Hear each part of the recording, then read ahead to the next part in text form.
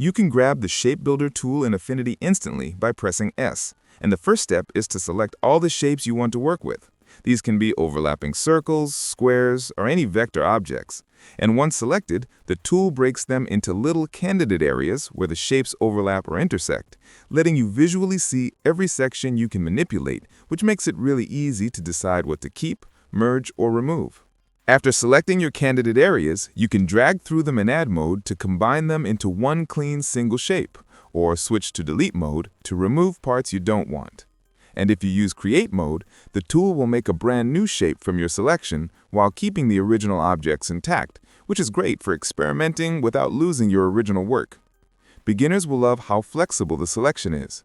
You can use a freehand drag to follow any curve or shape outline, a straight line drag to select areas in a clean linear fashion, or a marquee selection box to scoop up multiple sections at once.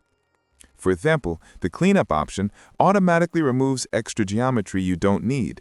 You can remove just the internal curves, get rid of connected curves that extend over unselected areas, or wipe out all unused geometry, which keeps your design clean and avoids leftover clutter that beginners might find confusing.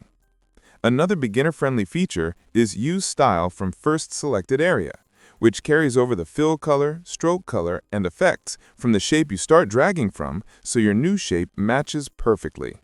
If you turn it off, the tool just applies your default colors and strokes instead.